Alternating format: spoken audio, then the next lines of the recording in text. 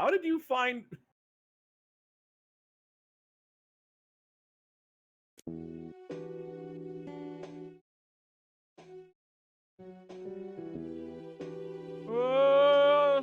Assholes. Come on, baby. I need to give you a PS2 haircut. Come on down. Wrestle my teeth. In my PS2 cage. Come down to my PS2 cage and I can wear this NWO t-shirt. Drag me behind your motorcycle, baby. Time for man versus car. Car wins. Car's not gonna win. We're back. Hello, everybody. We're back. We're back. No. Well, we didn't leave, but we're back to this. We found a day. I managed to tell myself, no, we're doing this now. Because Allie's got a day off, even though I'm working, but it's like my schedule's getting more. So I gotta be like, yeah, you know what? Fuck it. You do it when you can. Do it when you can. Yep. Yeah, and it's difficult for me to join these guys and watching and doing the show because I tend to get tired early because sleep apnea is a bitch. Yeah, we're all here. We're all reviewing week 20 of Week WWE, 20 the week of before 2002. Judgment Day. 2002. We are on the go home show for Judgment Day. I got a boy. soundboard. You got a soundboard. Yeah. Nice. Yeah. And I can do terrible things with it. You can do terrible things. Oh no. God, I forgot. Oh no. God should have never given me this power. Every day we stray from God's light. Every day. Well, then you need Every to day. you need to donate some money to the Reverend Devon Building Fund. Oh, you're right. All right. So oh no. All right, I'll stop. Oh no, this is gonna turn into what the dub. What the dub? What the dub? All right. So yeah, Wrestle Boys may go home show to Judgment Day. I'm Mega Fighter. That's Rocktan over there. Alli's on the soundboard. I'm on the ones and twos. He's on the ones and twos. And we start off with okay. Damn it. We're in Toronto. Yes, the Air Canada Center in Toronto, Ontario. Very Canadian episode. And the first sign I see is Trish is my long lost sister. Possible. But we actually start off with the Brock Lesnar match where they have the opening sting, the like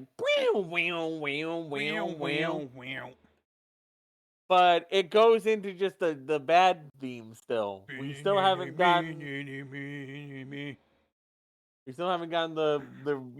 dun dun dun dun or Dilemma by Nelly. That was some stock music from the XFL. What the Rock theme? Well, I guess one good thing came out of the XFL. Yeah, it was for like a hype pack. That actually was from the XFL? Yeah. I didn't know that. Interesting.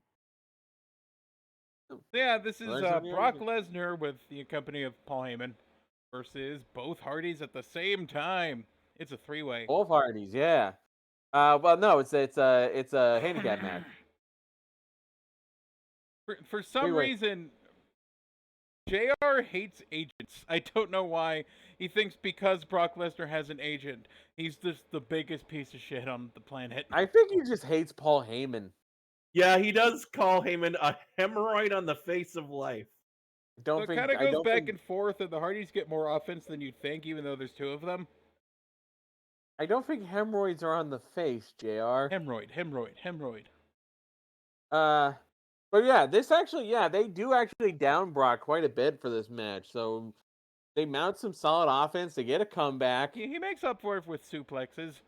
Oh yeah, he does do some nice belly to bellies. Yeah, Alli, you were saying I think that Brock does better belly to bellies than he does Germans. Yeah, Brock does Germans. No. Brock does German. Yeah, Paul Heyman's doing the best he can as a second, but when the Hardys start getting a comeback and go for the pin, he pulls out referee Charles Robinson at 2, and the ref just straight DQs Brock Lesnar. You think it would just be the typical, like... hurt. You think it would be like the typical, you're out of here, and then, like, the crowd goes, oh, and Brock's like, no.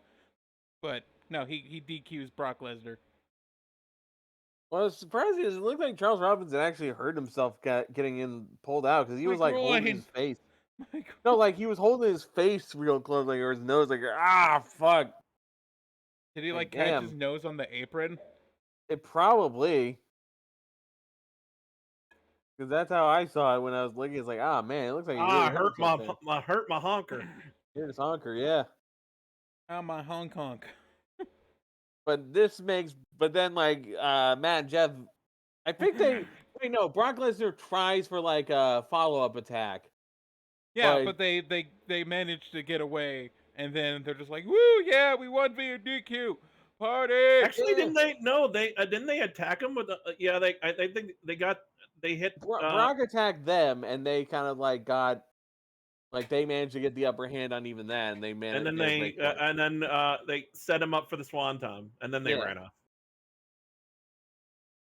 And like as they're standing up at the ramp, and fucking Paul Heyman's like, cut the music!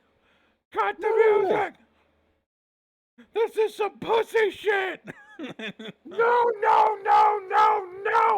Pomegranates! No! Pomegranates! My client, Brock Lesnar, hates pomegranates! Yeah, so he just starts shouting, no! And it made me think of the Vine of like the teacher shouting, no pomegranates. Makes me think of Inglourious Bastards and Hitler going 99999. I noticed that as Heyman was yelling to the Hardys, I saw drool come out of his mouth. Yeah, he's just shooting spit, and he's like, you're gonna get a rematch against Brock Lesnar. It's gonna be a tag team match, and I've got the partner just in mind. Not Sean Stasiak. Not again. Me. I love that. Me. I was behind you, and I thought you had actually called that he had said me. No, I didn't. No. Me.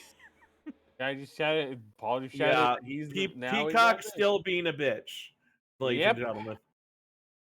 So Big Show and X-Pac are back in Ric Flair's office, and Ric Flair barges in and just casually mentions, "Oh, Scott Hall got fired."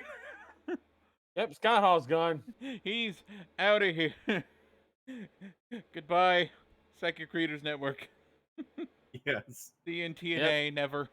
The TNA when we get back to that. We're not getting back to that. We are sadly losing the Scott Hall Psychic Network joke, which was a good joke. My original intro was going to have, what's her name? Miss Cleo? Yeah, Miss Cleo, just Miss Cleo clips playing. And then I switched to Vince McMahon just being weird about buff guys, and then I forgot about it. Yeah. I just loved his commentary back when he was doing the WBF. He just wants to have sex with these guys, pretty much.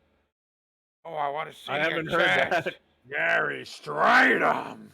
Okay. We are going to take a quick aside. Yes? Yes. Oh, God. Are we going to listen to yeah, we're going to listen to it. Fuck it. Let's pad for time. God. Here we go. Gary Stridham.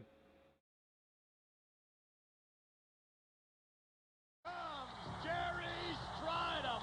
Wow. Take a look at that. Hot Hat and Kane. Talk about stepping out for a night on the town. Oh, my goodness.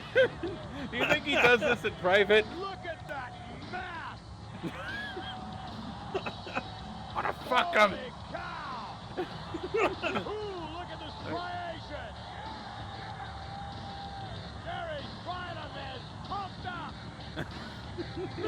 Oh my god.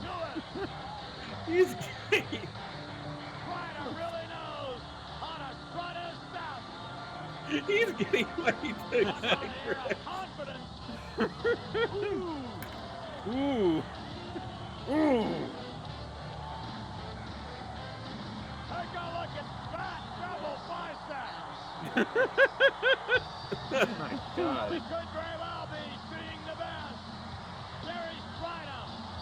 Gary Strider. Competitors here tonight. I want to suck his dick. Capacity. Yeah. Gary Strider. Take a look at the back. Take a look at the What back. posing routine thus far. Double cheeked up. Double. On a Thursday afternoon. No question about that. Gary Strider won a raw. Oh, no, look at that. How long is this? 2 minutes. There's only Gary Strider can be. My god. Strider just may have the most Oh. dense, muscular package we've seen. Look at this. Oh, I didn't set my fucking. I didn't set my fucking stream thing to pick up my soundboard, so you guys have just been hearing absolutely nothing. This Oh, whole time. no. Oh no. No, it's been recording me. It just hasn't been recording the fucking the soundboard. Oh, the soundboard itself. Okay, Yeah. it did pick up Gary Stridham, hopefully. It did. Okay. Oh, mama. Well, folks, I hope you enjoyed the soundboard you couldn't hear. Yeah, you know. Allie played a bunch of burps and farts. Yes, I did. I can switch it. No, we're good. I don't. I thought it would have. I think that That's would have easy. ruined. No, I just switched it. There we go. Oh, okay. I think Now I that can- would have ruined. Now I can play all the farts I Ruined it. want. Yeah. God damn it. Oh, no. No, who's that? Oh. Oh, that just someone dying. Don't worry. Oh. Is he getting shot? Nash got surgery in his arm. Oh, yeah. So Nash is out for surgery. The hell was that? That was the Jaws thing. Is a shark outside your door, Allie? Hold on, let me check.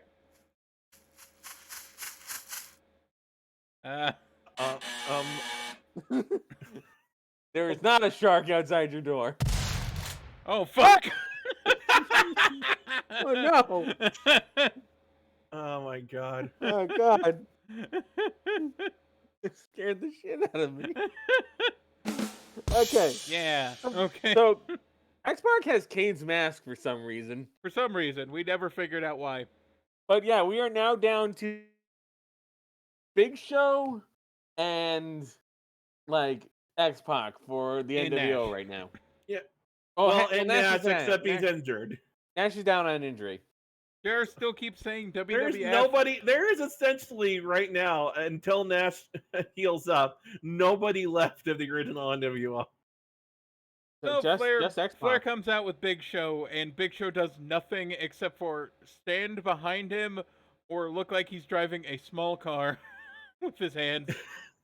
Ric Like Flair he's got has little steering wheel. Like, Ric Flair just has weirdly frizzy hair this whole time. people are enjoying booing Ric Flair, and I like heel Ric Flair, so I was fine Hmm. with this. Yes. The weird part is motivation that- was a little weird of just, you guys are assholes. It's Stone Cold. Oh no! It's an asshole. Oh no! Because they did an asshole chant at him. Now, yeah, Ric Flair being heel is great. One problem: Flair turning heel to work with the NWO, but not really be a part of them, is the part that's bizarre. The crowd Honestly, I starts chanting completely understand asshole, Ric and Flair's then he point just here. the crowd Now, starts chanting his asshole. reason for his reason, as Megafire is going to say, his reason for turning heel makes complete sense. Do I have your attention now? Yes. The crowd Well, starts go ahead, chanting, Megafighter. You were gonna say. Ah! Allie, you were about to say. I'm out. I quit. Fuck you guys. I'm out. I'm What? out. I'm out. I'm out. Hey, I'm letting you talk. Wait, what? Hey, All right. Allie was trying to say something. Allie, speak. Can't be out. You are running this. Get your soundboard back here. Can we just let's just move on? Mega Fire, you were gonna say that how Okay. As I was saying, Ric Flair's like logic for turning heel. It's really bothering me. Where was I? you were gonna talk about how Flair's logic for turning heel. Yeah. Is that really gonna do this? Okay.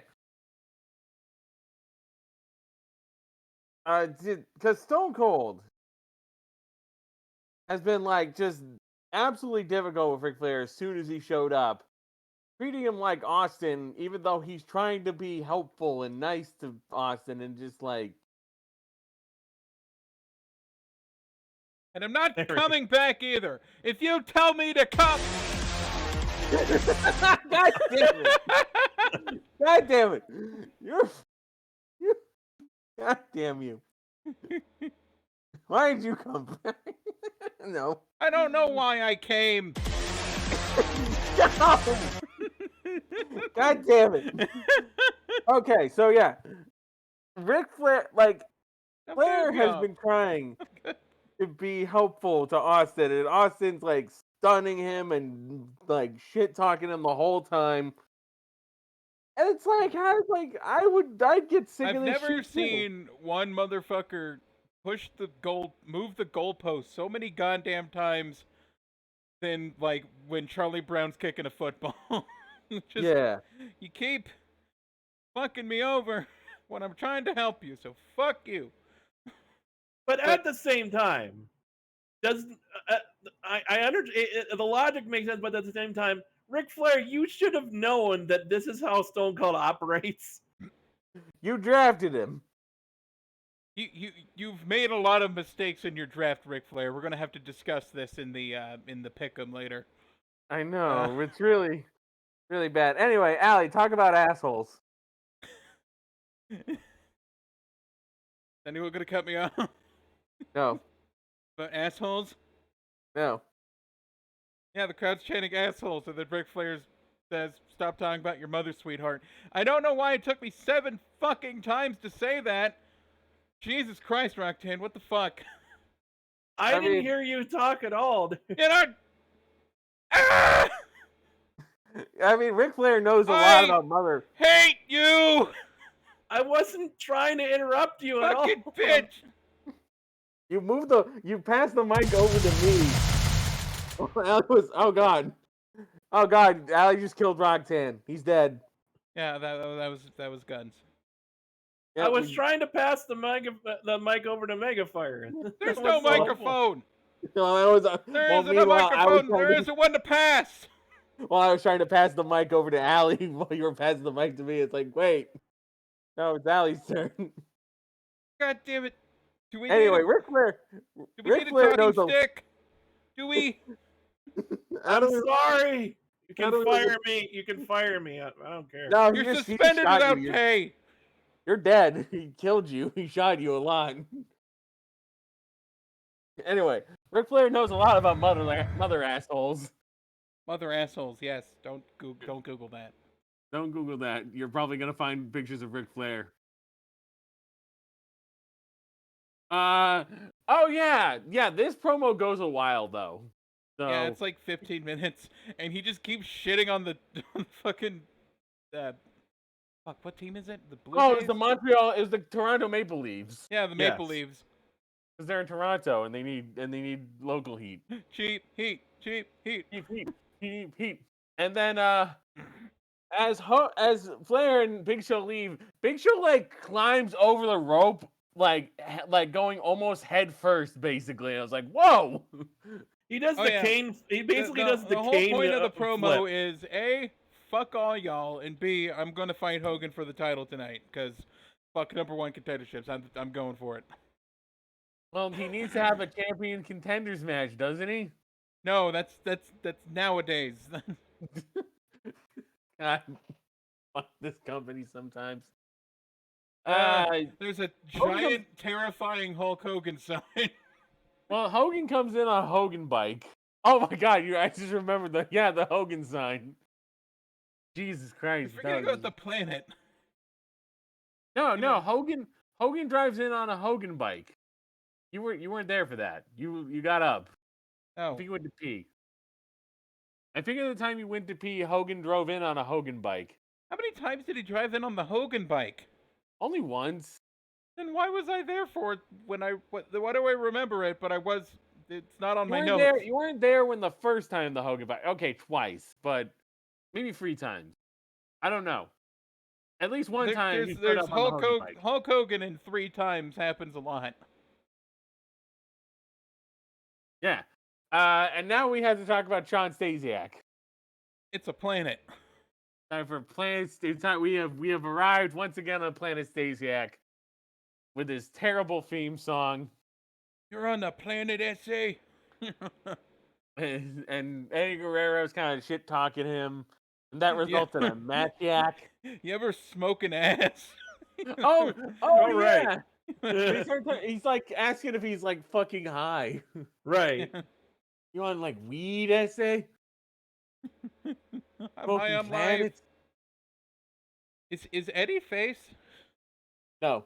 No. The face is- It- the face it's- is Sean Rob Van Dam Stasiak, who's Sean just sitting Stasiak outside. face because he No. was.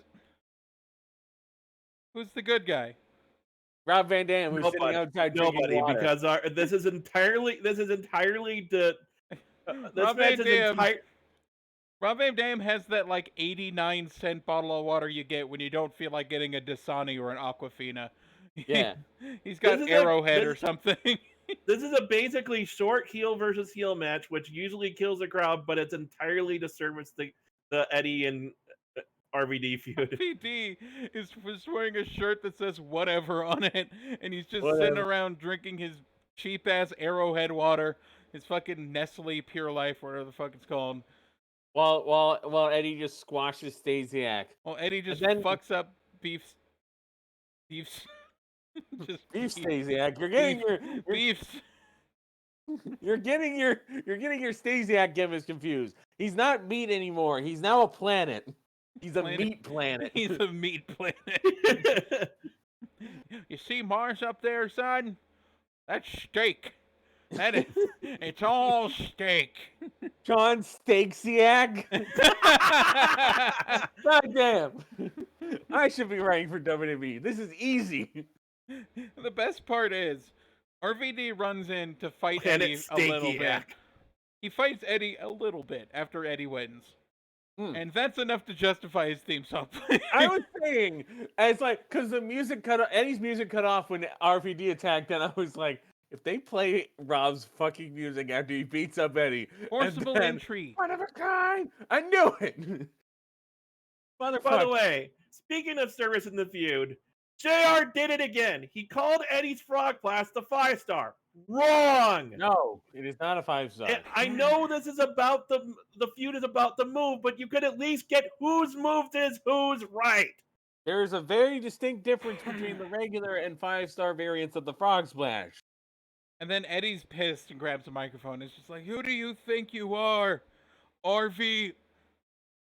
And Like Rob Van Dam is like, I'm Rob Van Dam. hey, I have a joke. No, I have that later. haven't met Sonya Speaking- yet. Speaking of weed, there's only one person who's not doing that. And it's not Stasiak, and it's not Eddie. It's the third man. It's not Jonathan Coachman either, because he's super tense right now as he's going up to Austin's locker room. Deborah walks up and just goes, honey, have you ever tried weed? You ever Yeah, so tried he that knocks on Austin's door CBD? because he's like trying to get an interview. And he looks he's very like, uncomfortable looking at this stone cold sign on the front door. And Deborah answers, it's like, I'll go it's like, get hey, him. hey, Coachman. Oh, you want to talk to Stone Cold? I'll go get him. We just like We made the close joke door. of she like opens the door and just goes, Steve! Jonathan's here, you fucker! It's Coachman. What? Just kind of just shouts to get Austin's attention. Like, it's like you're in another room and you hear your friends. You're at your friend's house and you hear their parents arguing in the other room. And you just know that it's gonna end in a divorce. It's just like, Oh, God. And Coach was just like, I gotta get out of here. And then we just have like an interview. It's a very simple, straightforward interview with Steve Austin talking about how Ric Flair is a son of a bitch or Ric something. Flair is a son of a bitch. And Coachman just looks terrified throughout, which is fair. You never know when he's gonna get molested. I will say, Coachman is a great actor when it comes to these interviews. He looks fucking. I was like, Jesus Christ, get me out of here. Austin Anyway, at some point is just messing around with Coachman's buttons, which is he's weird. Just adjusting his buttons and shirt, and then Yeah, he was actually nice to Coachman. But otherwise, he didn't say anything mean or like make Coachman's life difficult. He was just like most he did was kind of grab his shoulder and mess with his buttons, and that's about it. Yeah. Meanwhile, that's the interview. Oh wait, they also play Austin's music after the interview, yeah, so I guess he. Oh, that's the best part. They play his music when he walks off, like he's gonna come out, and the crowd pops, and then it's a commercial. Then it cuts to commercial, and then we come back to a day in the life of John. I forgot that. I don't think I remember that. Yeah, no, Austin won the interview, I guess. He won the interview against Coachman. That was a weird play. What a weird place to play his music. Now for this idea. Did they do the glass breaker? Or did they just start playing the music? Yeah, they just played the music. Okay. It would have been funny. They went full grass shatter, yeah. Yes. Okay, Allie, tell us about the day in the life of Tommy Dreamer. So, from the department of this is literally Vince McMahon's idea and nobody else's. Tommy Dreamer. Yes. Tommy Dreamer is shaving his tongue and drinking it, and he's brushing his dog's teeth and then brushes his teeth with the dog toothbrush, and he's like drinking toilet water and trying to share it with people in the restroom, and it's like, oh, it's so gross, he's shaving his tongue. I'm actually bothered by him shaving his tongue. Yeah, he took water. He filled his cup with toilet water from the urinal. Which, to be fair, I think it was the water that was flowing down to replace the pee. The pee water. That place doesn't get pee on it unless you're a real trick shot. Unless you're trying to get pee on it. I think so. You said that water's going to turn out pretty clean for the most part. For the most part, it's clean. Here's a fun fact. It wouldn't be my first place to get like drinking water from, though. Here's the fun fact: if you're affected by a hurricane or an earthquake, typically the water in the upper tank of your toilet is perfectly clean and drinkable. Yeah. Huh. Yeah. Huh. It's a good backup if you don't have any water. But I'm more bothered by him shaving his tongue. Because I shave. I shaved last night. Also, the dog's mouth is cleaner than ours, even though he licks his own ass. So, not the worst thing. It's just weird. Man, why didn't God let us lick our asses? Well, our mouth would be cleaner if we licked our asses. Exactly. Why did God curse us with the inability to lick our own asses? Why did God make it so you can't lick your ass? No, can we again? I mentioned this. I shave. I shaved last night, in fact. Every time I shave, I nick myself at least once or twice. You know, it happens. But I'd be fucking horrified to do that to my tongue. And you know what's one of the weird things about shaving? The sharper your blade is, the less you'll cut yourself. It's backwards, but it's how it works. If we were able to lick our own ass, we'd need the fucking power of Suyu Asui from My Hero Academia. Oh God, that's a mental image. Oh no! God, I don't need that mental image. Ah, Christ. Well, I'm never watching My Hero Academia again. I haven't watched it in a year. I know, and now I have reason to never watch it again. Jesus Christ. William Regal's gonna watch this random match between Terry and Molly Holly. Yeah. This is where we start noticing that somebody's playing a trombone in the crowd. Yes. Francesca's out here. How Francesca Zero. how did someone get a trombone into the arena in the first place? How did they even get that in? Well, they put it in their butt. They can't look up there. They don't do cavity searches at the Canadian arenas. That's good. It means that his trombone is clean. I can play my ass trombone anytime I want. He just pulls out his pants and farts trombone noises. Well, I think he managed to sneak it through the arena because they were too busy patting down William Regal for brass knuckles. How many men does it take to pat down William Regal for his brass knuckles? He has a lot of brass knuckles. But they don't notice the guy with the trombone in his ass. Well, William Regal regularly uses brass knuckles on the show. He's a threat. I'm not bother the guy with the trombone. Are you saying William Regal couldn't win with a butt trombone? Why did I drink a drink just then? That's a bad idea. But yeah, God damn it. I hate this soundboard already. Okay, so this match I'm going to use it sparingly. I just wanted to announce it's a rifle. Yes. So, this match just kind of happens. Like, there's not a lot that goes on from a wrestling standpoint. Molly Holly wins. But the good part of this is actually when, like, William Regal, like, gets off the commentary table and, like, steps in and is, like, congratulating Molly Holly and saying how awesome it is that such a pure, like, dignified lady won the match. He's being like an utter gentleman. You can win without being overtly sexual. Exactly. You know what's the weird part? He offers to escort Molly Holly out of the ring and up the ramp.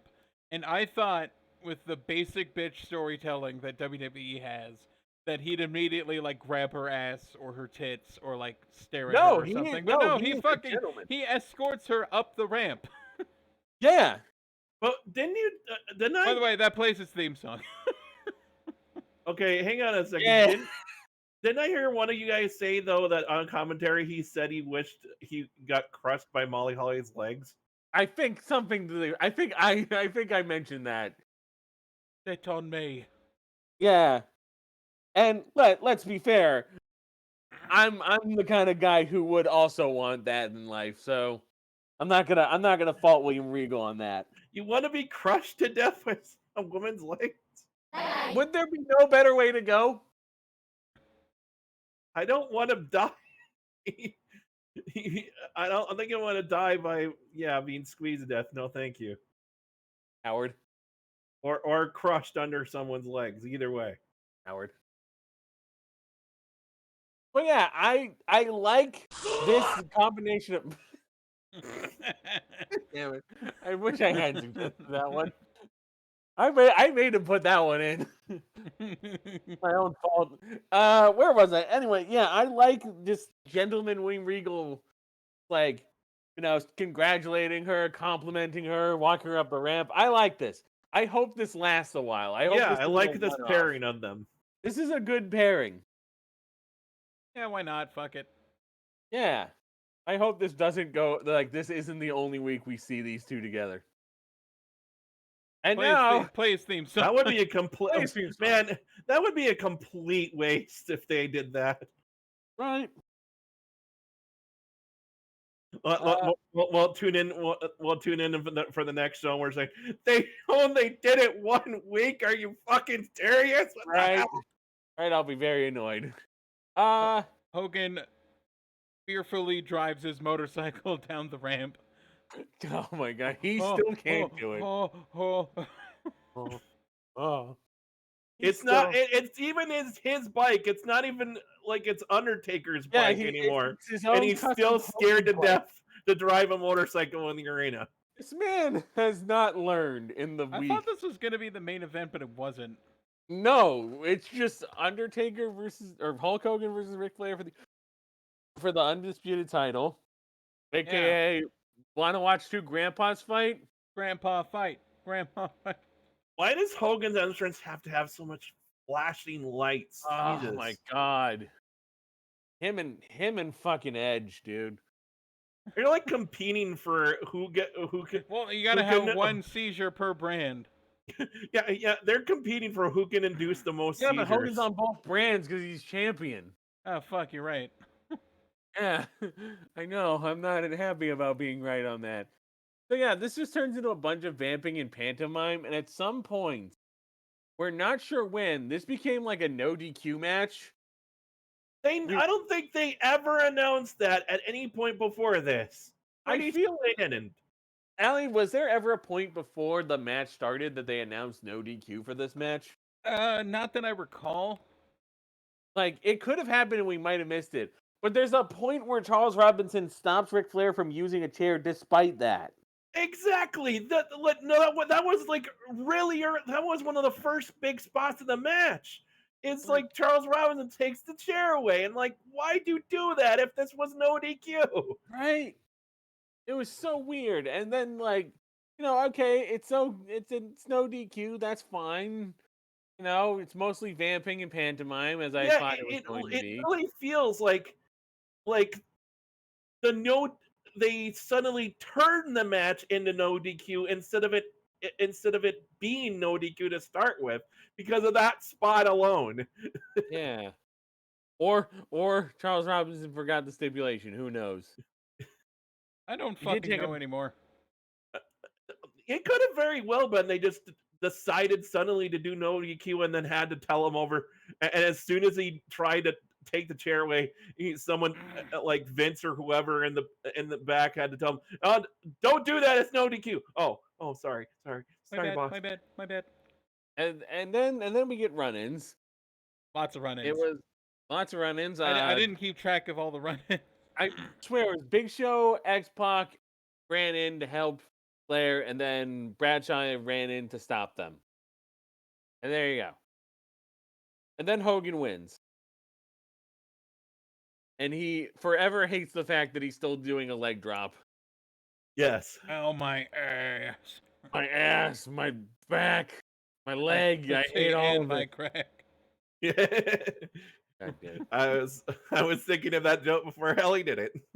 Hogan wins and he still can't drive a motorcycle. Oh, nope. Yeah. It's funny because I've seen him driving a motorcycle. I think he just like can't do it anymore, or he just doesn't, or he's just terrible at doing it. I think it's more. I think eventually Stone Cold and Bradshaw chased them away. Yeah. You know what I think it is? I think it's that he's terrified. I think he's terrified to drive a motorcycle in this tight in an arena. That's the problem. Maybe. Yeah. So that's a very small space to be driving a motorcycle. After seeing, we saw Grandma die again earlier today, so I forgot about that. And that would also be kill your grandma. Get the F out. But we got another get the F out commercial, and the theme for it is the sexual chocolate Mark Henry theme. My favorite thing about the sexual chocolate Mark Henry theme, the fact that it sounds like the dude is saying assholes. Even though he isn't. You. It's sexual, baby. I don't want to give it up. Yeah, that part right there sounds like he's saying assholes. So the thing I don't get is two people are making out in a car, and the car has the WWF logo, which implies that while in a heated makeout session, the girl's just like, World Wrestling Federation. World Wrestling Federation. And then the window rolls down, and they see that someone's peeping, so they roll it back up, and now the F is gone. Yeah. Who did that? Like, I swear it's like she like pressed like the window roll button with her foot, and it rolled the window down, and then he was like, and then I guess maybe the air caught in, and it was like, oh shit, it's cold.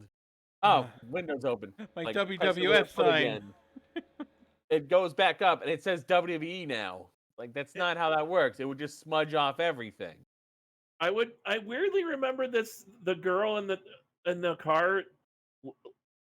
I think it might have been Stacy, but because it looked a lot like her, but I may be It remembering that wrong. It could have just been some random model they She's got. got legs. She's capable of walking. She's got 2 legs. But we cut back from that to Ric She's Flair just going. knees.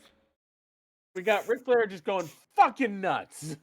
I love Yes. it, and also what a contrast, just like kissing, fucking, and then Ric Flair just Ah! flipping his table, going, "Ah!" Fuck Justin. Fuck Hogan. Ric Flair goes into my favorite Ric Fuck Flair Hogan. mode, which I like to call Purple Rick. Purple Because he Flair. is so angry. He's so angry. Like he is about to pop a blood vessel. Like X-Pac and Yes. Big Show are just watching him just throw everything, flip the table. It's just like, He's fuck destroying this office. everyone. Fuck the office. Fuck this cheap desk I got at IKEA. I am You would putting... think you would think he'd at this point, just for the hell of it, he'd throw his shirt down and elbow jacket and Yeah, elbow he's jacket. elbow drop We're not elbow done drop here. Bradshaw's in a handicap match against you guys. Stone Cold is fighting a fucking t-shirt in a lumberjack match. You haven't gotten to the t-shirt yet. He's Flair announces that he is going to be facing the newest member of the NWO in a lumberjack match. That's Yeah. the main event. Yeah. But just oh my god, Ric Flair losing his mind is the best thing. Yes. I love it. I'm happy. And then we get a very interesting intergender tag match. It's an intergender tag match that is simultaneously a hardcore championship match and a women's title match, depending on Yes. who's tagged in. Yeah. So this does have like your general intergender rules, like It's pretty much got like modern intergender rules. But there's at least a logic behind why the two separate gendered like wrestlers can't wrestle. Because Bubba can't go for the women's title. And Jazz Crazy. can't. Oh, she dead. She did. Wait, no, Jazz isn't dead. No, No, he's talking about now. What Jazz the fuck are you was the- talking about? I thought you said she's dead. No, I said, and Jazz can't go for the hardcore Oh, she did. Oh, she did. I thought you said she's dead. No, Jazz is fine. Jazz is Ba- fine. She's bald now, but whatever. I feel like that's her choice. Whatever she likes. I don't care. Yeah, whatever floats your boat. Also, You're alive, so that's fine. Yeah, don't be dead. Don't be dead. Uh, General rule of life: don't die. Number one rule of life: don't die. Anyway. the match almost starts, and then Bubba just throws Trish Stratus over the top rope, and just like a fucking missile at them. I believe you said meat missile. Yes. Was your terminology? I love it. Bubba, throw me at them. Did Bubba she got a tell hockey. him to throw her? Or Bubba did got he just... Bubba got a hockey stick because Canada. Yeah. Oh God, you weren't looking when this happened. Me and Roxanne were watching. Trish tries to like throw the plunder in, and twice she like tries to throw it over the rope, and it just bounces back towards The her. plunder? He tries to throw Like- a trash lid and a trash can, and it fails miserably both times. She is officially terrible at taking out the trash. Like it's like the trash can is like balanced on the rope and it's kind of swaying back towards you. It's like no, Trish. go over. Trish, you're not hardcore. Trish, stop throwing things. Also, Is this hold on. Have you never heard weapons in hardcore matches referred to as plunder? No, who calls it that? The plunder, daddy. What? Never heard that. I have never heard this before. Megan. Rusty Rhodes, goddammit, the plunder. I've never. Are you sure Oh. you didn't mean? Are you sure you didn't say plunger? No, I said plunder. He did, well, maybe Dusty was saying plunger. No, he said plunder. When has this happened? I swear it's a thing. I'm gonna look it up. Like, keep talking about Just Incredible. But yeah, Trish is terrible at taking out trash. I would hate to see what if she's like this in a hardcore match. I'd hate to see what happens when she tries to do it at home. The trash ends up everywhere on the in front of her Trish's house. husband is just like, honey, did you take out the trash? And then it cuts outside, and her legs are sticking up, and she's in the trash can. And she's like, not again. Not again. Ah, damn it! I fell in the trash can again. And Oh my god! Somebody's actually asked about that. Why does this keep We're happening to talking me? Great American Bash, 1996. Kevin Sullivan and Chris Benoit. Dusty says it a lot. He says plunder a lot of times. Did he watch Muppet Treasure Island? I didn't make this up. Just Incredible and Crash come out, and then Bubba hits El Kabong, and Trish wins. Yeah. And she says to Bubba, get the table. No, she says Bubba. Actually, I think the mic's not working. The mic wasn't working, so we never heard her say Bubba. She just said get the tables. Yeah, she said get the tables, but we noticed the really like quiet Bubba is like, fuck, Bubba. the mic fucked up. Bubba. Yeah, and then they lift up Bubba lifts up Jazz, goes up the top rope, dives and goes for the table, but it's more like Bubba hit the table more than Jazz. His ass just goes through the completely table. missed. Ass just goes through the table. Can I just note that during this match, Trish has a look of just like psychotic glee as things as like the hardcore stuff is happening, and it's kind of hot. Okay, okay. Yes, I am being weird. Yeah. I don't want to hear it from either of you. You guys talked about Frobby licking her ass, so. Fuck. I have to say, I accidentally started the X-Files theme. A woman sexually, a woman like looking, there. A woman with a sexual look, like in her eyes and face, is way more titillating to me than a lot of the stuff they usually do. Where they show their weirdly awful looking breast implants. Oh god. And just like, oh, look how hot she is. You could see her ribs and her breasts look like you could like chisel a spear out of them with like a rock. But it's sexual, baby. They're lucky. The babies are lucky that they don't have any teeth because they'd knock them out. Alli, I'm taking that soundboard away from you. That wasn't the soundboard. You could have done that as well. Fake tits are like Nazis. They just poke out and be like, "I'm walking here." What the fuck? What? What the fuck analogy is that?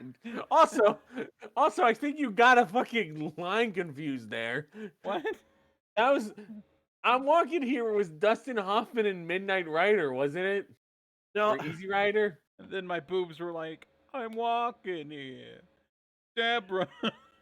I got that joke from Alami Man's stand-up. Okay. Also, when I think of Nazis and walking, I think of fucking Dr. Strangelove. Are your tits shouting? I swear he said Nazis, but maybe I. Can we not talk about Nazis? There's not even a transition I can do with that. Here's Stone Cold just about to fight an NWO shirt. Now we can talk about it. Stone Cold. His matchup screen is, I would just describe it as someone made a silhouette in MS Paint and then put an NWO shirt on it, and it's. They show it throughout the night. As soon as I saw it, I just started laughing my ass off. That was almost the picture for the show, but we found something else a little bit later. We found something else, yes. In fact, I think it's the next thing up is they start doing the previews for like Judgment Day, and like it's all the matches, including like Chris Jericho, Triple H, Hell in a Cell, aka PS2 cage. As Alli this put is it. the most lowest resolution render of a Hell in a Cell, rotating solely behind pictures of nooses. And then they cut to the Kurt Angle Kurt Angle Edge like screen, and at first we were laughing at the fact that they're being harassed by They're like being harassed by low-res Mode 7 scissors. Mode 7 scissors, and then they Yes. do a fucking like a wipe and like badly photoshopped bald Edge and Kurt Angle shows up. At and least we badly laugh. photoshopped bald Kurt Angle almost looks like Kurt Angle. Edge Almost, but- looks like you accidentally fused Christian and Just Incredible in an accident. A horrible mistake of a fusion dance. But yeah, and so this was a night of us just laughing at the Kristen insanity. Incredible. Kristen Incredible. God. Christian Credit Cage. You got it on the credit card. Christian credit card. Christian Credit Kristen Card. Credage. Christian. Fuck it. Okay, so we cut to backstage where Goldust is like really excited about the fact that they're gonna be lumberjacks in a lumberjack match, and he starts singing the Monty Python lumberjack song. Megaphone marked out for that. I marked out. But then we cut to who he's talking to, and Booker T's just in a lumberjack outfit with like a fake beard and an And accent. I have so many questions. And Because none of he's them like a are jerk. why he's dressed like a lumberjack. Because I get why he's dressed like a lumberjack, but the thing that confuses me is he suddenly... How do I describe this? So he gets angry about being put in this lumberjack outfit. It's like it was like he was like in a vegetative state until the camera panned to him and he suddenly realized that he has been dressed entirely like a lumberjack. Like Goldust. By Goldust. So I'm just confused because it's just like at any point you could have prevented Goldust from dressing you like a lumberjack. How did he? Were you in a vague state? Were you in a coma? You mean a fugue state? Did A fugue Goldust state. Did Goldust knock him out and put him in this? And chloroform him? Oh my Did he god. Did he chloroform Booker T for a non-consensual lumberjack outfit? There's a lot of questions that start with the fact that we have to consider. Why didn't you prevent him from dressing you like a lumberjack? Like, we had to now consider the hypothetical scenario that Goldust snuck up on Booker T, chloroformed him, stripped him, and put him in a lumberjack Does outfit, Booker and T God knows stop- what else. Does Booker T stop existing when you don't look at him? But he got dressed Did as a Booker T lumberjack. brush- I don't. Did Booker T brush his teeth in the arena again? Booker T is secretly a vampire, and when is he Booker when T he looks in- in a mirror, he disappears. He has Does cast Booker T have reflection. narcolepsy? Booker T have narcolepsy. Just how did this happen? How did you let him dress you like a lumberjack? Because the implication is that Goldust dressed him like a lumberjack against his will, but he didn't do anything to stop him from being dressed as a lumberjack. He has an axe! He's holding an axe! Is it a real axe or not? No, it's a real fucking axe! Why did Goldust give him an axe? And then Why did he give him nothing an with it? axe, and why didn't Booker T at least threaten him with the axe to stop him from being dressed as a lumberjack? You put a fake beard on you. How do you put a big fake beard on someone without their consent? Get away with it. And I know, comedy, the rule of comedy, don't overthink things. But I'm gonna go into full late 2000s internet reviewer and just talk about how the fuck do you get dressed as a lumberjack without realizing it? How did this happen to you? How did this happen to you? What the fuck? And now we just gotta go to Big Show and X-Pac versus Bradshaw while we're just thinking this. And this is just a mostly basic handicap match. Doesn't just Bradshaw get beat up a lot? Yeah. I nothing to this match. I think the thing I got stuck on was Big Show chokeslammed, I think it was like Austin for the table last week. Yeah. And like Jerry Lawler talks about this, and he says he's still got a splinter from last week in his leg or something. It's like, did you not have it removed? WWE has doctors. You could just get a pair of tweezers to pull that out if it's not And a couple like, Z-packs. big. for the road. But I'm just saying, you could just get it like a pair of tweezers and pluck that out if it's not a huge splinter, dude. I Get don't know bandage. anything about this match. It was just kind of. Were you even here for this match? No, I went to the bathroom. Okay. Yeah, it was just kind of a basic match where Bradshaw got beat up. They got double teamed and stuff. I Yeah. expected a save. I expected a run in for the save, but no. No, Stone Cold doesn't give a fuck about Bradshaw. You know, you'd think that Bradshaw would get his libertarian tag partner Kane involved, but he's just gone still. Kane's still gone. The Libertarian Libertarians. tag The team libertarians. And then like Non-aggression pact. Bradshaw gets chokeslammed twice, and I think the commentary started talking about how it might have been Big Show Fred that he was gonna chokeslam Austin not once, not twice, but 22 times or something, and it was like I would watch that If match. Judgment Day isn't Big Show choke slamming Stone Cold 22 times, I'll be very upset. I would watch a match of just Big Show like choke slamming Austin 22 times. I think at about maybe 10 or so, he'd probably just like collapse from exhaustion. Well, it kind of goes from like normal to this is a bit too much to fucking hilarious, and then back to actually, yeah, this is too much. Yeah. AKA the Family Guy treatment. And then he hits it one more time, and then it's like, okay, now it's funny again. Yeah. Oh yes, the Family Guy style. Beat it. The dead horse. Beat it some more. Oh yeah, there was some sort of commercial break, and they cut back at some point during all this nonsense to they call it the world now, so we are very close to this just closing down. The world. The world. Ah shit, we should have put that in. I don't have it. Damn it, we gotta say that. Stasiak's gonna own it soon. No, the world, not the planet. Damn it, we should have put that in. He's gonna take it over. He's gonna take it over. It's gonna become his. Find that for you so we have it on standby. We are the world. We are the road roller. Yeah, I just need to find that sound effect for you because I need to, so we can have it on the soundboard because they're gonna probably bring it up again a few times. Please go to the world. Please go to the world. No. I don't want it with Theo in it. Can't go to the world. We live in the world. Go to the world. I don't know what that means. No, go to the world. Yeah. There you go. If I can find one longer, I'll be lucky. But I feel like that should do it. And now and I'm calling it here, the Y segment of the week. Oh God. Oh yeah. So the Hogan's Hulk on the Hogan, bike. the Hulk Hogan bike incident. So Hogan's on a bike, and Hogan got off his bike, and Hogan he got off is his bike, and wearing he's a talking very to- interesting outfit. Is he talking to Coachman? I think so. It's probably Coachman. I don't think it was Coachman actually. It might have been Kevin Kelly.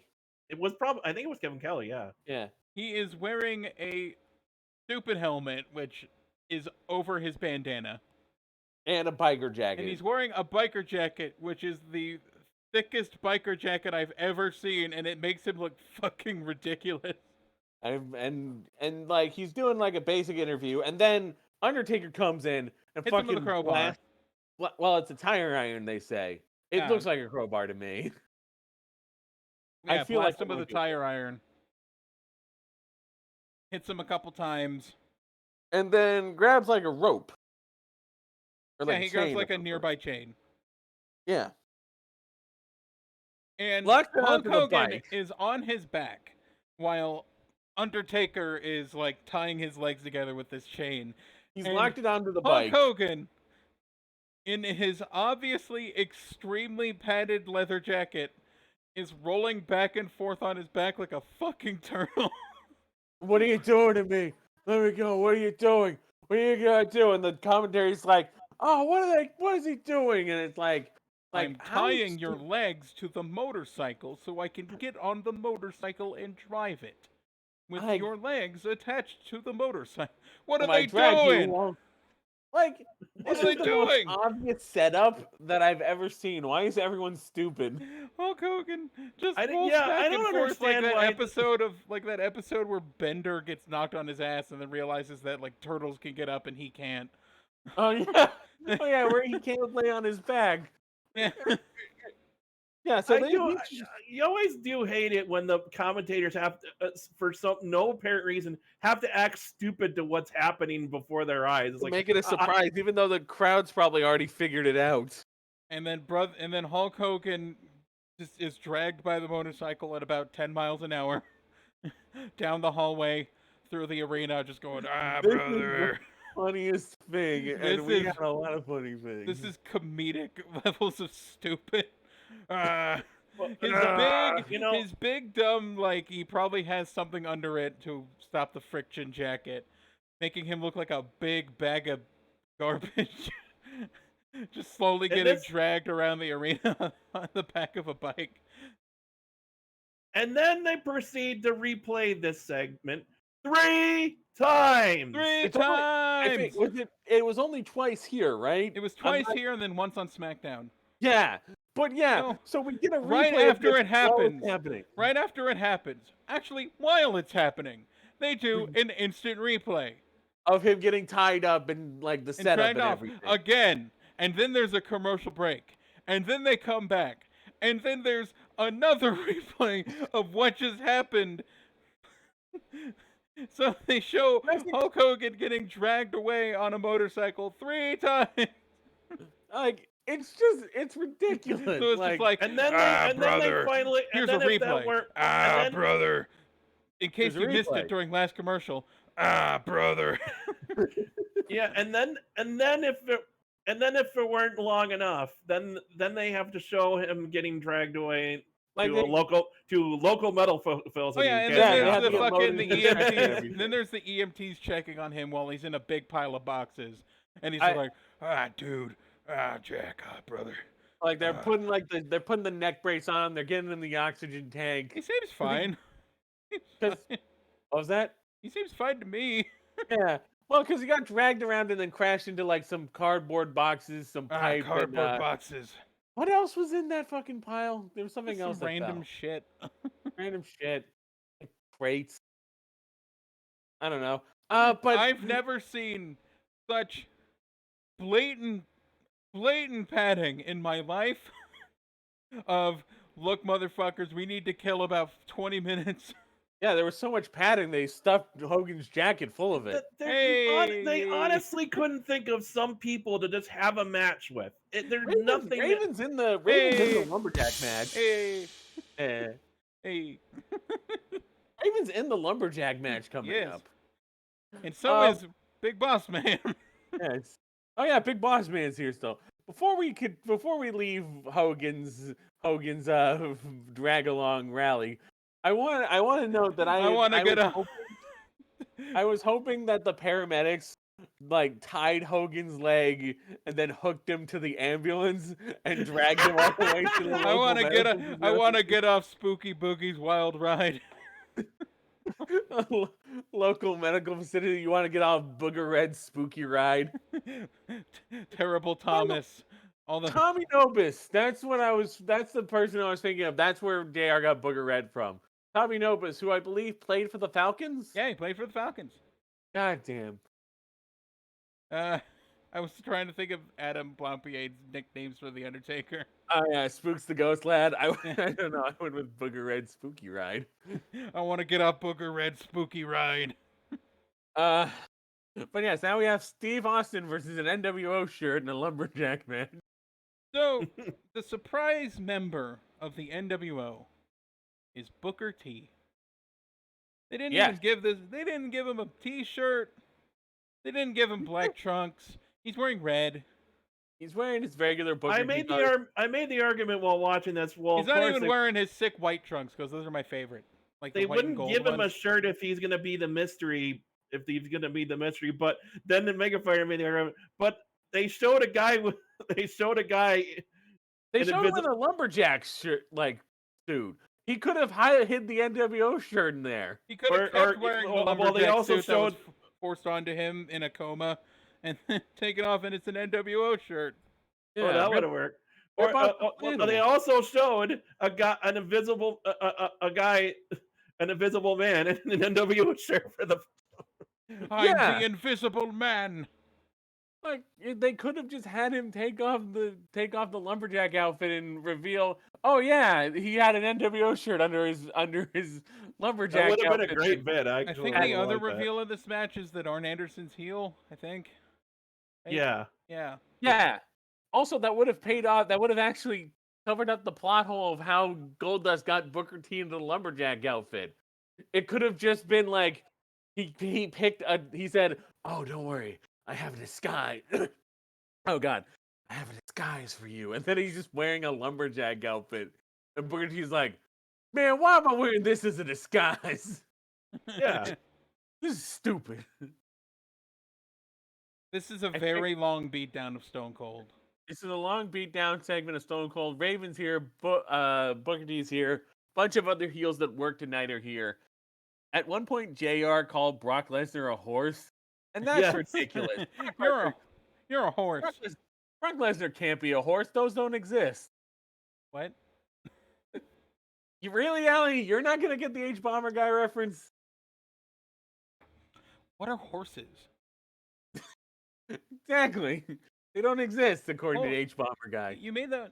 Oh, it's just some nouns you put together. I don't know what the fuck you're talking. It's just some vowels you put together. I don't know what you're talking about. No. Also, there is more than my words than vowels. You mean it's not just a. You mean it just goes. It's not just an E-I-A-O, E-I-A. Yeah, exactly. I didn't just go AU in your face. Yeah, Arn comes out. AU. Yeah, Arn Anderson. Arn Anderson. Arn Anderson. Spinebuster. Football. Arn comes out to like help in the beating of Steve Austin. Disappointingly, does not hit a spine buster. No. Yeah, the only he's thing just I was directing looking forward traffic. to. He was directing No, traffic. no, just pictured Arn Anderson out in the street directing traffic. I'm just your friendly neighborhood brainbuster. Just your friendly neighborhood horseman here to direct traffic. He just he spy busters the old lady trying to fucking cross. Don't cross the street. You don't have walk. Instead, at the end, Arn just tells Big Show to hit multiple elbow drops, and that causes like Austin to bleed from the mouth.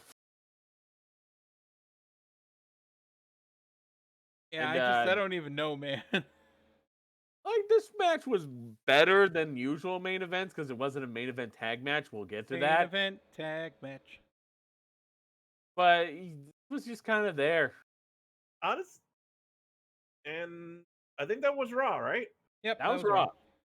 I think the most fun match was 5 or honestly 6. the hardcore match, despite Trish messing up the throws. Yeah. So, I would pretty like to preface SmackDown with a very fun fact. Go ahead. There is only one match that goes over 2 minutes and 20 seconds. Jeez. Wait, they're all exactly that time except for that one? Randy Orton the Randy Orton tag team match, 2 minutes 16 seconds. Devon versus Maven, 2 minutes. Rikishi versus Rico, 2 minutes 5 seconds. Hurricane versus Billy Kidman and Tajiri, 2 minutes 21 seconds. Chris Jericho tag team match, 8 minutes. Wow. This is wrestling. So we start off SmackDown. We're here at the Molson Center in Montreal, Quebec, Canada. Our Yes. opening announcement of a swimsuit competition between Tori and Stacy. This is the very. I think we start with like a recap of events from past SmackDown. Oh yeah, But with weird filters and shit. Oh yeah, just here's an orange recap of Raw. Like some weird exposure shit that I'm not liking at all. To set up for like Triple H and Vince's problems. And then and then me and Alli make fun of the beautiful people. Yeah. poo poo pee pee, The poo poo pee pee. the poo poo pee pee, the poo poo pee pee. Hey, you trying to pee? God, Wow. I don't know. we're children. Yeah, Yes, we're you children. are. As I've gotten older, my maturity has dropped more and more.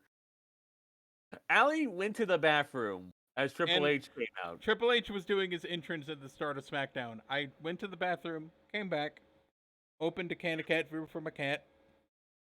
He got to the ring by the time I was back. He was just starting the promo. And there you go. That's like, all right. Well, good job on your pee break, Alli. You picked the perfect time. Well, anyway, I just wanted to go back to that opening announcement of the swimsuit competition. This is the very type of thing I hated about the women's division of the past. Segments just used to titillate the male audience. I mean, admittedly, neither of them are good wrestlers. I feel like I think Stacey was always I a think better Stacey, manager. yeah, Stacey I think got better, but Tori never really did. But I mean, you could just use them as valets or managers instead of this. Yeah. Yeah. There's a place for managers in wrestling. You know? Why That's it's, what I- it's how I feel about Lana, you know? Like That's one of the. Speaking of managers, that is one of the biggest things missing from modern day wrestling, it's still there. It's just WWE doesn't focus on it. except for Paul Heyman. Lana was a great manager when she was managing Rusev. Then they made her a wrestler, and I don't know. I didn't agree to this idea. I feel like she wasn't good ever as a wrestler. Yeah. She worked way better as a manager. Anyway, yeah. So promo time with Triple H. What the hell did he talk about? Jericho is a bitch, a pussy, and a pussy bitch. And also that, like he's gonna get real close to Vince or something. You're gonna This fuck opening up promo Vince. was actually full of kayfabe breaking enough because Triple H said, "You booked me in the match of on a Hell in a Cell match," and then Edge calling him and Trips good guys, even though that's that's not the insider to him a baby face. He but calls still. out Jericho and gets a long blonde-haired Canadian in trunks instead, which is Edge. Yeah, he got a seizure instead. I put Right. out a joke about like when Triple H was like, Vince, when I'm like this close, I put down, I'm gonna kiss you. I'm gonna kiss you, Vince. I was actually kind of disappointed in this Triple H promo. I thought like I thought he could have done a better. Kissy. I thought it could have been done a better feeling hype. a little kissy. I'm sorry, Roxanne. I thought he could have done a better hype for the Hell in a Cell match. Basically, saying like, Vince, you made the biggest mistake by putting me in a Hell in a Cell match with Jericho. Have you not seen what I've done in a Hell in a Cell match? I've retired Mick Foley. I feel like they brought that up at some point, but well, he brought it up wasn't later. honored But he brought up that he should have been like hyping himself up as like, I'm the most ruthless, like how ruthless he is in terms of how like I'm a psychopath in that match. That's I've ruined careers in this match. And he could have and what would be interesting is if he like, I bet you're gonna try and try and get yourself involved in this match, and it's gonna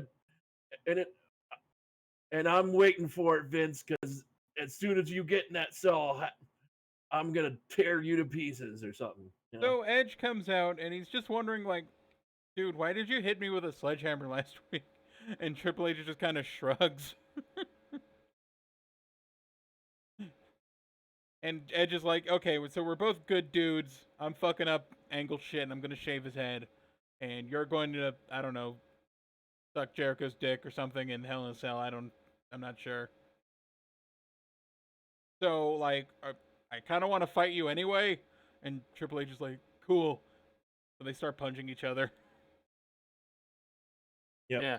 I had a bunch of jokes where, like, I don't remember what led into this, but, like, Ed started talking about, like, a feeling in his stomach. And it's called indigestion. I put down, I think I have acid reflux, Hunter. Edge also wanted... I need a Tums. And Edge apparently wanted to play the game, so I put down that they wanted to play Final Fantasy X. Yeah, and So, then Kurt yeah, Jericho Angle come and out. Jericho come out and beat them down, and Angle cuts off a lock of Edge's hair. Triple H makes a save even though they fought, and we ask the question that never changes in this company.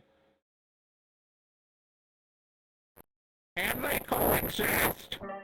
Can they coexist? Oh God! What the hell was that, Alli? I don't know. That voice effect wasn't the one I was hoping for. Yeah, don't do that. Yeah, can they coexist? And they coexist. It's an incoming main event tag match. I do like that Angle and Jericho took a chunk out of Edge's hair. They kept it as a trophy. Vince is still a weird pervert. Yep. Yep. But thankfully, as we are about to get weird and pervy with Vince and Stacy. Yes. Vince and Stacy, Jericho and Angle come in to show off that they got a chunk of Edge's hair. Hey guys, we got his hair. I do like that Vince doesn't automatically get pissed at them for cucking him again. Wait, no. Cock blocking him. I'm gonna watch. Excuse me. No, Vince would like to get cucked. But no, Yes. cock blocking him. Excuse me. But instead he's just like, good. You're showing gumption. Look at you two. You want in on this? You want in on this? You want some? Yeah, Vince you want Vince some would ask fuck? you in the party. You want some fuck? Want some fuck? But no, it's a yeah. They Nah, get a he's main just- event tag match. How can they coexist? All that kind of stuff. Then we get another tag match. Lance Storm and Hardcore Holly versus the Big Valboski and Randy Orton. The PP Or man. as I call it, the tag team match of generic entrance music. The only one that has unique is Val. What about Hardcore Holly? He's got a good theme. RKO it's pretty generic. and the K stands for Randall Cum Orton. Okay. This match kind of happened. I wasn't really paying much attention. Bob Holly hits a nice He drop hit kick. the fucking overdrive. Oh, Yep. fuck off. He does? I missed that. Yeah, Orton hit the overdrive. He didn't fuck. pin. He didn't get a pin, but he did hit it. Oh, you're not getting underrated. Fuck, he wasn't getting underrated anyway. He turned out fine. Fucking, he's not getting anything. We No, get a recap after a roll up by Orton for the win of the He Undertaker and Hulk Hogan. He pulled the tights to win too. Yeah. Really not a great baby face is Randy Orton. No. Yeah, Hogan getting dragged again, but now we got goofy sound effects. Yes, we got Bonk, Hulk Hogan bonk. being dragged behind a motorcycle, but with Minecraft sound effects. Oh yeah, oof, oof, oof. Yes. That reminds me That. of Stacy X Yeah. Stacy X weird thing that we forgot to mention because it has a bunch of weird electronic noises. Oh No yeah, his apparent reason. terrible theme song with the weird electronic Let noises. me see if I can find it. What, the playing a Stasiak song? Yeah. Oh god.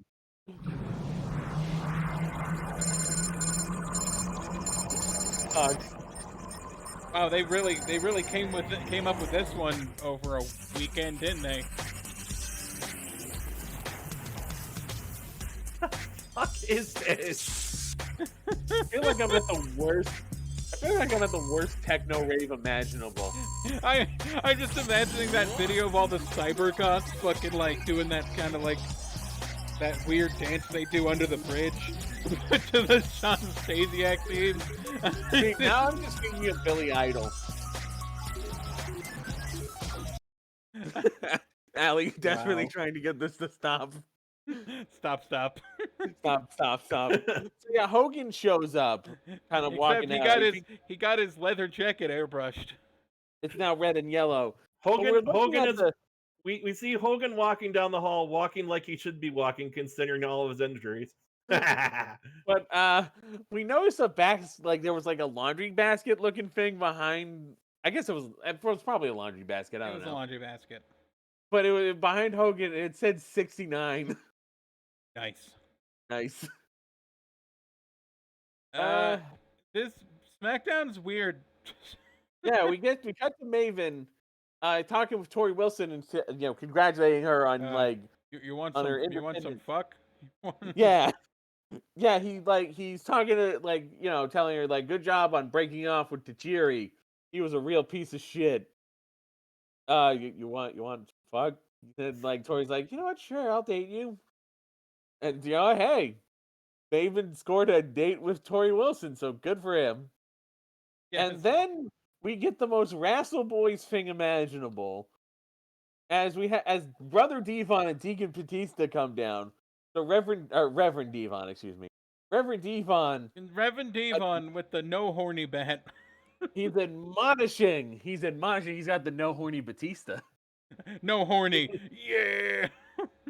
He's here to admonish Maven for No horny. no horny.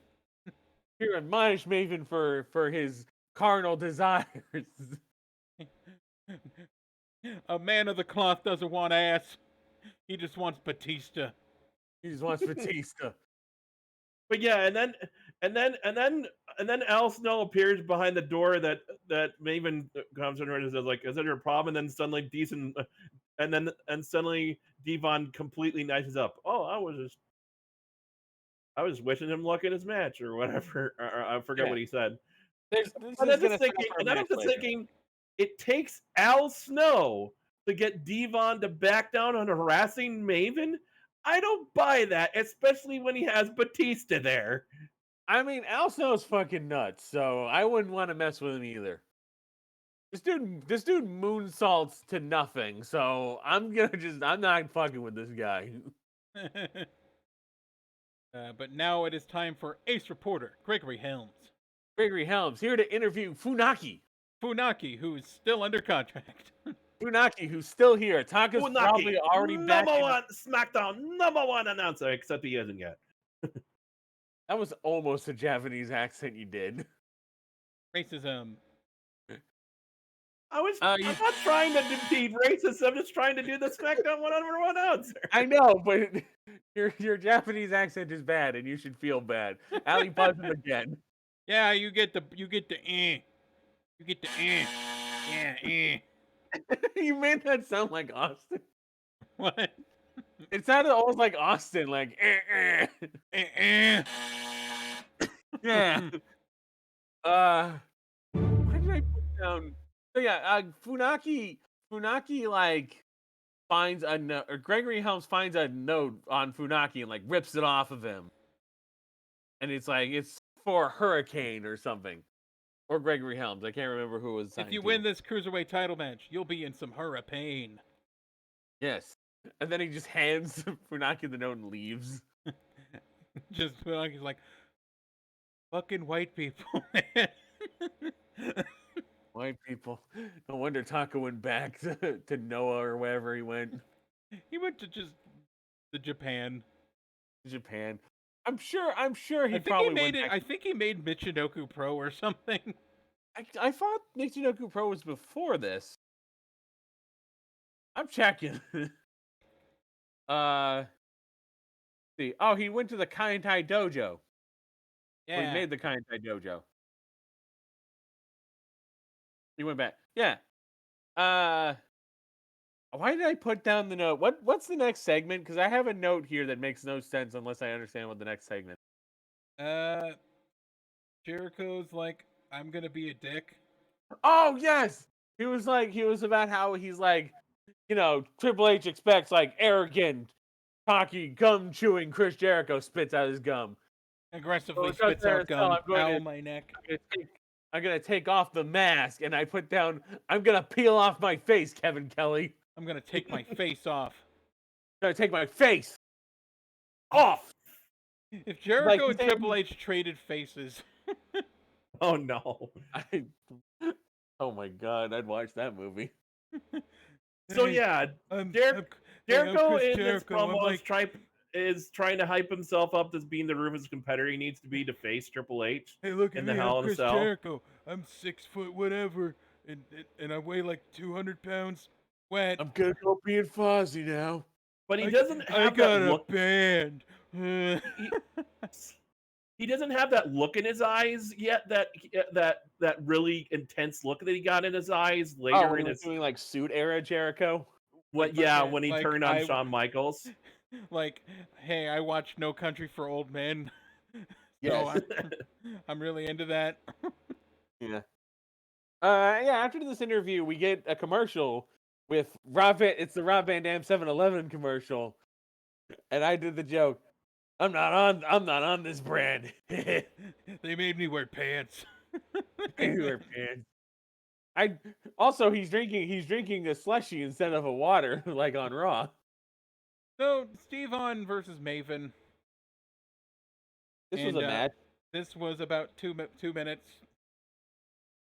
I Batista don't. gets hit on, or Batista shows up on the apron, and fucking Devon punches Maven in the balls, and Michael Cole goes, "The kidneys! It's not where the kidneys are. Peace stored in the ball." It's Oh stored in my. the ball. Oh my. I like Michael Cole at this point. He's very enthusiastic. So yeah, he hits the DDT, such he a hits the difference saving between grace and now. wins. Yeah, Michael Cole gives a shit, even if he's not right all the time. He's not right all the time, but goddamn, you gotta love his energy. Not as bad as nowadays. Batista beats up Al Snow, who attempted to save. And now for the and Batista hits him with the collection box. But And I want to make the argument. Batista doesn't. I know they want to make that a thing, but Batista doesn't need to use that to take people out, as we all know. Yeah, but hey, if you got it, use it. And now for the segment that is the Y segment of the week that I forgot about. Yes. Oh my god. Stacy Okay. Kiebler is I think getting he ready. was walking down because I was getting gonna ready for- say. Oh my god. Go ahead, Allie. No, just say it. I don't. Okay, no, because Stacey's walking down because she's heading for the She's headed for the swimsuit bikini contest. Yeah. contest, yeah. And as she stops by a mirror, I think, or maybe this just for some reason as she's walking by a mirror, this drawer opens up and a little person pops out. A little man walks out with like a And I- t-shirt and like spiky hair and just goes, "Hey, Stacy, I'm cheering for you for your match, but I'm gonna make sure that when you win, you come back here with the new Panasonic camera." She's gonna record the competition with a Panasonic camera. And he keeps saying he keeps emphasizing the E in every He's like doing every E other sounds. sentence he says. Is this somebody we don't know? Is this the same guy who will become Hornswoggle later? No, this isn't Hornswoggle. Stacy, I Hornswoggle was fat. got a new Panasonic camera.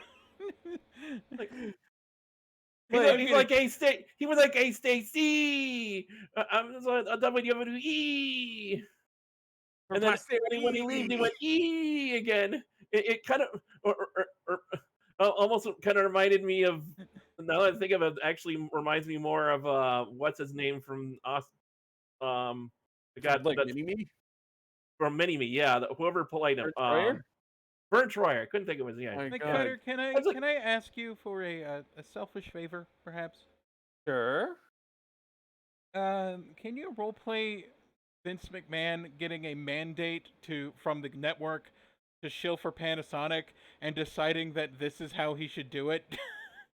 Yes. I still don't clearly, know if let that's him what sure. the point of that was. I seriously going watch this. Like, It's like, I feel like they mandated Vince that you got to shill this new Panasonic, and him in like a Coke haze or whatever the fuck haze he has decides I'm gonna have a midget do it.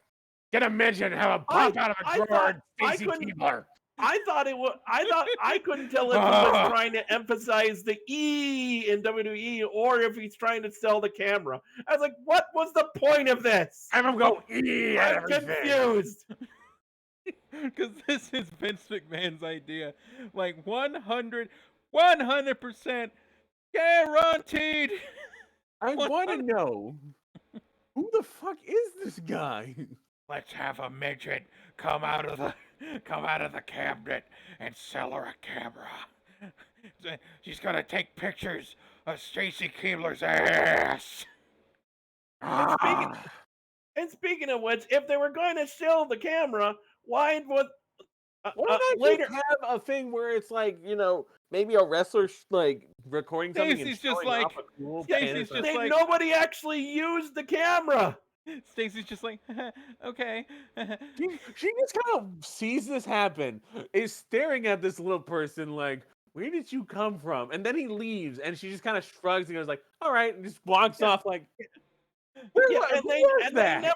never use the camera the rest of the show. So again, I ask, what was the point of this? The network told him to sell that fucking camera, and he wanted a midget to do it inside of a fucking I- sink cabinet. I was. That's what I thought, but at the same time, when he kept going I thought maybe he was trying to emphasize that Well, we're get the getting F the out F by, out.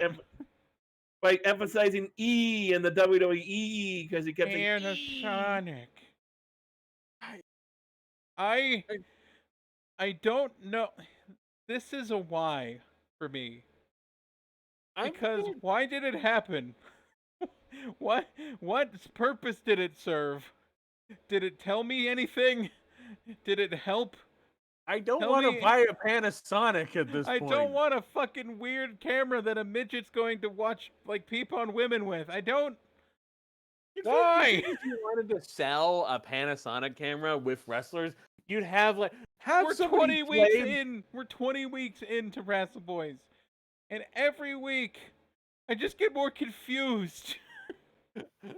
This was one of the most confusing things I've ever seen on the show, if not the most, easily. How about you replay some footage from a match or something on a Panasonic camera to show it off? I don't know. That's something. Anything. Remember when fucking Ric Flair's kid was in the audience of that match with like Vince McMahon and took pictures of Vince McMahon getting beaten up by Ric Flair? Yeah. Why couldn't he do that with the new Panasonic whatever? Panasonic E. I don't know. E. I don't know. There's an E in it. Fucking, I'm so lost. It's got 128 megabytes of storage. Yeah. Yeah. Actually, not too bad, honestly. One of my favorite tropes is, or like one of my favorite things is just outdated computer statistics, where it's Okay. just like the new Apple iMac, or not the Apple iMac, like the new Macintosh, now with 64 megabytes of memory. Right. It's just like computers. Yeah. All right. It's amazing how much technology has progressed that You can fuck computers now. that- Technology is well, incredible. You can totally like fuck for robots like now. instance, if you go back to old computers and just and look at the memory capacity, your Remember when monitors were like beige phone's boxes? photograph takes more memory, has more memory than an old computer does. Yes. Yeah. Remember when monitors were like beige boxes? Yeah, with Oh, the yes. green displays. Yeah. Black. Crazy time. So Black. yeah, we get the swimsuit competition where, to It's my just Taz surprise, just going like, they have their one song for every sexy thing that happens, just the doom, doom, doom, doom, doom. Stacy doesn't want to take her robe off, but Trish is fine with it. Or Tori's fine Even with Cole, it. I have a to say, lot of even stuff. Cole was excited and happy Oh, about I this whole got thing. a boner, huh? what's The last thing we need is a pervy Michael Cole. Michael weirdest Cole thing about- wants to fuck. the weird part about this is for me is that despite the fact that this would be prime time for Taz to get some points in Puppies versus Pigeons, Taz is weirdly restrained on this one. Yes. If there's Also- anyone that's getting a puppies thing, it's the male audience who start with a "What we want puppies" chant, which I heard Michael like a Cole was couple. more horny I on think this I heard that episode, but he doesn't count to the points. I think I remember hearing that a couple weeks ago. You hear that, audience? It- No horny. Essentially, No, that's So horny. your audience is chanting "Show your tits." Yeah. Show your tits. Show Show your hole. I want to wait, see this- your hole. Oh wait, this isn't NASCAR. We can't be shouting that. Pussy. NASCAR fans are weird. Yeah. Anyway, so yeah, Tori goes up to the plate first and is about to take her take her top off or take Or her like robe jacket off. robe off. But then Tajiri runs in. No And he's like, horny. But "No, we do see her. We do see her in the swimsuit for the most. We do see a shot of it, but all of like a minute, and then yeah, and then Tajiri declares Tajiri no quickly horny. covers her up. Tajiri declares no horny. No Yes. horny. Thank you, Tajiri. And No horny. and then Cole admonishes him for What? Yes, Like- horny. Oh my, horny. Then damn it. Oh, this is the worst. Where was I? Trish comes out because champions can go on both shows. Yes. Trish comes out and she's like, because Stacy Kiebler's trying to big time, like, oh, I won by default. I don't gotta show you my tits. And then Trish comes out and is like, all right, you know what? This is a competition. You should compete. And then, like, you know, opens up. She's like wearing lingerie. And it's like, okay. And like Stacy throws a shoe. Stacy goes to club her with a shoe, which I thought was a mic.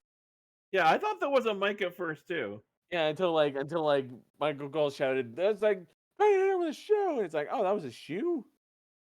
And then Who throws a shoe? Honestly. honestly, Honestly. and then like Stacy gets thrown out of the ring. Is the guy on the outside and pouts, and Trish wins, but we all lose. And then Stacy gets upset and kind of complains to Vince. I think Reverend Devon's there. Oh yeah, and then we get and he's like, and she I know what you can do. Oh Vince. I found a bunk. Yeah. Ah, excellent. I know you can do, Vince. Put me in a championship match against Trish. Okay, you got it. And then I know, and then he's like, I know Bubba's gonna be in the ring. Or actually, he says, I want you,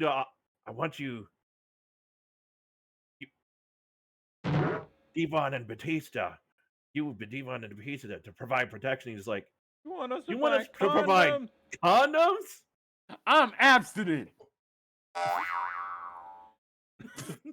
I'm abstinent followed by boner noise.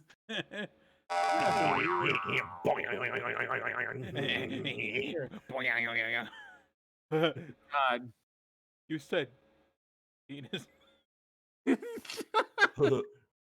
You said boner. Oh yeah, so this sets up basically for Judgment Day, Bubba and Trish versus Stacy and Devon. Yes. Yep. When the weak link in your match is Stacy Kiebler, well then it's just a Stacy Kiebler match. We got Rico versus Rikishi. Rico versus Rikishi, where they You talk know, about how for a short match, this was fun. Rico needed 27 facials after eating Rikishi's ass. And This then was Alli fun tried to because gaslight me about making- Rikishi was being awesome. He did a flip cell from the clothesline on the Yeah, outside. he got 27 facials. And then Alli tried to gaslight me after he made a semen joke. That's a lot of cum. Oh God! Jesus Christ! He sounds. But yeah, this was mostly just for Rico getting fucked up. Will you stop it? Will you Fine. stop? That was bad. Why did I do it, Vince? I was supposed to do. Will you stop? Wow, your hurricane orangutan is worse than mine. What? Gorilla Monsoon. Oh, I fucked up. There was orangutan hurricane. I'm stupid. I was confused. I thought you were talking about the hurricane. No. So Rikishi wins after a very short match, or an average match, I guess. In this, SmackDown. There's an interesting spot where like he tries to go for like a head scissors whip, but what happens is Rikishi just fucking sits on him. Yes. Yeah. No one ate ass, so that's an improvement on this match. You know, I'd say again, this was a fun match for being short. Yeah, And then my favorite part, Rikishi gets a hat. Rikishi summons a fedora. And dances on him. And the pyre goes off. Yeah, because fuck it. If we're going to use pyro, use it for this. Yeah. Rikishi dance. And Vince is trying to fuck Stacy again. Did I miss this part? Yeah, Rikishi, they're trying to fuck Stacy again, and then Billy and Chuck run in and just like, hey, you see that bullshit? That was bullshit. Why doesn't Vince just get a hotel room if he wants to fuck his staff? No, why are you fucking in your arena office on camera? That's a good question. I can only fuck during 2 hours. A 2-hour stint recorded on Tuesday. Maybe he just wants to. Maybe he wants. It's the only time my dick works. Maybe he wants the extra danger. He enjoys the extra danger of potentially somebody walking in on him. I don't know, but that never works. It never works out for him. No horny. No horny, Vince. Oh, you didn't bonk him. I gotta switch the. You gotta switch the order. No, I gotta switch which box I'm using. There you go. Thank you. I remember Edge and Triple H have some sort of talking point. Yes. Where I don't remember. I remember at some point, Edge brings up like, "What do you want me to like marry Vince's daughter or something?" Yeah. And then I just when you want me to marry the daughter of the company and sleep my way to the top. Like you can do whatever you want, Edge. Nah, just fuck Matt's girlfriend. That'll work for you.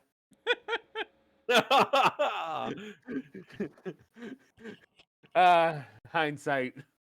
It's amazing sometimes. Now we get the Cruiserweight title match. Triple threat. Tajiri versus Billy Kidman versus the Hurricane. This match would have been pretty cool if it went any longer, but no, all of them are 2 matches. Yeah. I like Hurricane wins with a choke slam. I thought there was one spot that was cool where like Billy Kidman gets thrown out at one point or like gets knocked out of the ring. And he's going to climb back in, but he climbs back in the middle of Tajiri's like, in the middle of back elbow, so he gets like knocked by Tajiri. Yeah, off the that was a cool spot. That was cool. It's a shame that this wasn't a longer match. Well, with what they spend their time on, including what's happening later, I'm just very confused why they didn't give these guys 5 minutes instead of 2. And then we get more replays of the setup for the new matches and for the previews for Judgment Day, like the title cards again. Hogan comes out very slowly because he has a limp. And he gets to the ring, and then he just waits. The crowd's doing like an ovation for him, and it takes like 4 minutes. I think this is the one they had to cut because Hogan started crying. I think that this feels like it lasted like 10 minutes, honestly. Yeah. It went on forever. I think before he started talking, he just like let the audience go on and on and on. It's like he was getting all emotional. Oh, thank you guys. It sounded like a retirement speech, but overwhelmed by your tears. It sounds like a retirement speech, but with what he does later, that doesn't happen. Oh man, remember when he talked about just how America was changed by 911? What the fuck? No, that's how he said it. Yeah, he decided to. Oh, that's right. Oh, he decided to cut a promo on 9/11, but he's just like, I was here when America changed, when 911 happened. He said, I thought he was like talking about something else, and when he said 911, and I was like, I didn't realize he meant 9/11. Where were you on 911, brother? Getting choke slammed.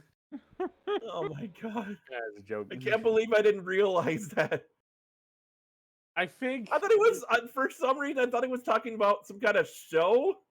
I don't know. Oh, he was not talking about Reno 911. That wasn't a show yet. Not that. I don't know. Hulk Hogan talks about how it's another world when he's out in that ring. Isekai joke. And Vince comes out and says that Hulkamania was his idea, and you're just living my fantasy world. And also that Piece of Hulkamania was bitten by cancer and by a snake that was bitten by cancer-infested rats. Are you saying that Hulk Ah, Hogan? you brought that up. you I'm saying glad you Hulk brought that Hogan- joke back, Alli. Are you saying that Hulk Hogan probably has cancer? I have what, brother? Beer board games jokes. I do like that. I think you pointed this out. Vince McMahon properly did a Frankenstein reference. He referred Yeah, to himself he as said Dr. that he was the Dr. Frankenstein of Hulkamania. It was like, hey, literary reference. You get a very small ding. A little gold star. You get a little gold star. Good job. You read a book. Hey. You read a book. That's as current as your pop culture references go. It is Vince McMahon. Anyway, eventually gets Yeah. eventually gets to a point where Vince slaps in, and He and says then, that Undertaker will bury Hulkamania, and the red is for the blood that Undertaker will spill on Sunday, and the yellow is piss. And wait, no, it's the streak up Hogan's back. Going down Hogan's back. Yes. then he slaps him. Then he slaps him.